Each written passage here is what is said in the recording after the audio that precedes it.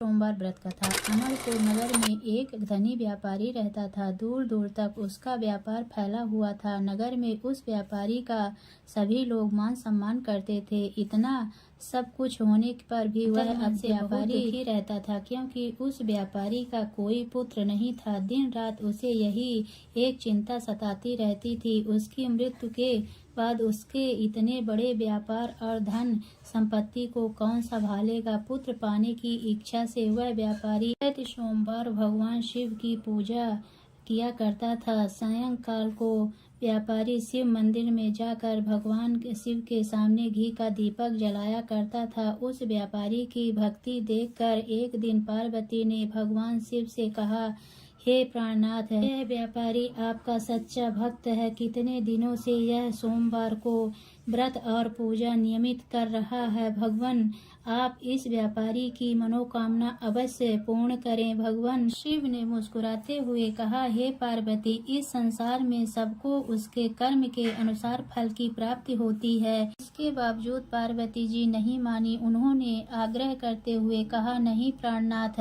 आपको इस व्यापारी की इच्छा पूरी करनी होगी।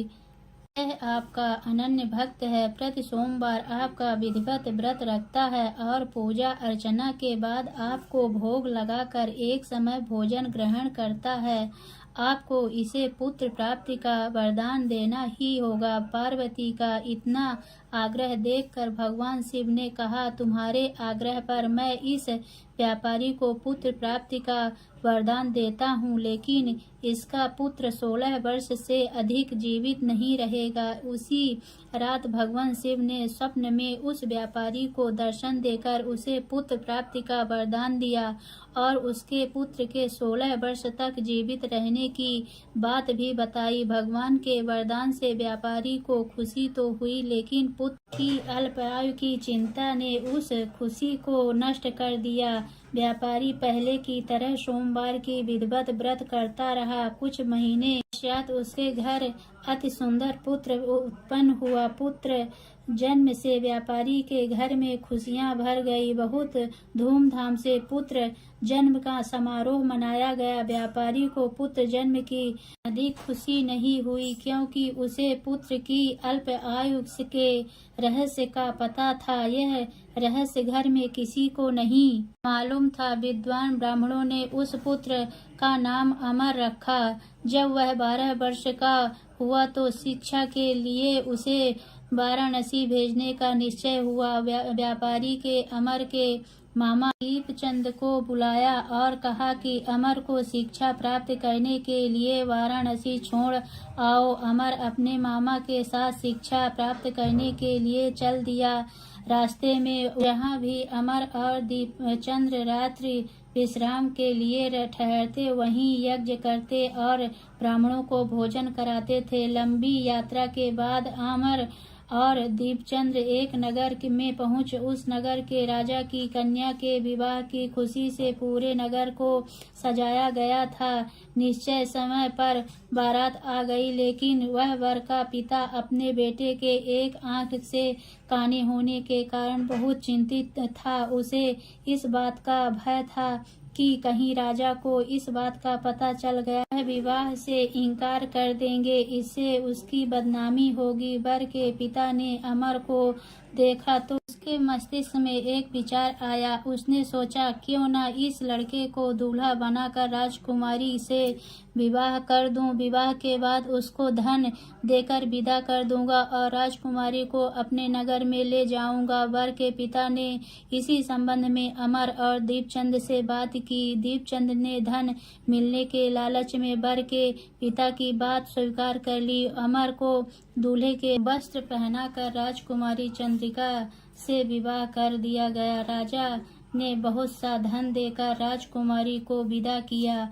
अमर जब लौट रहा था तो सच नहीं छिपा पा सका और उसने राजकुमारी को ओढ़नी पर लिख दिया, राजकुमारी चंद्रिका, तुम्हारा विवाह तो मेरे साथ हुआ था। मैं तो वाराणसी में शिक्षा प्राप्त करने जा रहा हूँ। अब तुम्हारे जिस नवयुवती पत्नी बनना पड़ेगा वह काना है। जब राजकुमारी ने अपनी ओढ़नी पर लिखा हुआ पढ़ा तो उसने काने लड़के के साथ जाने से इनकार कर दिया। राजा ने सब बातें जाकर राजकुमारी को महल में रख लिया। इधर अमर अपने मामा दीपचंद के साथ वाराणसी पहुंच गया। अमर ने गुरुकुल में जाकर पढ़ाई शुरू कर दी। जब अमर की आयु 16 वर्ष पूरी हुई तो उसने एक यज्ञ किया।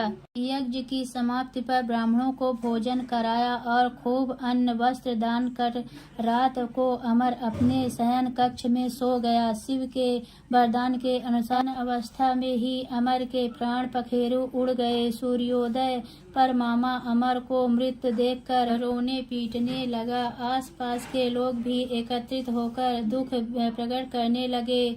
मामा के रोने विलाप करने के ईश्वर समीप गुजरते हुए भगवान शिव और माता पार्वती ने भी सुने। पार्वती जी ने भगवान से कहा, प्राणनाथ, मुझसे इसके रोने की स्वर सहन नहीं हो रही, आप इस व्यक्ति के कष्ट अवश्य दूर करें। भगवान शिव ने पार्वती जी के साथ अदृश्य रूप से समीप जाकर अमर को देखा तो पार्वती जी से बोले, पार्वती जी, यह तो उसी व्यापारी का पुत्र है। मैंने उसे 16 वर्ष की आयु का वरदान दिया था, इसका आयु तो पूरी हो गई। पार्वती जी ने फिर भगवान शिव से निवेदन किया, हे प्राणनाथ, आप इस लड़के को जीवित कर, नहीं तो इसके माता पिता पुत्र वियोग में प्राण दे देंगे।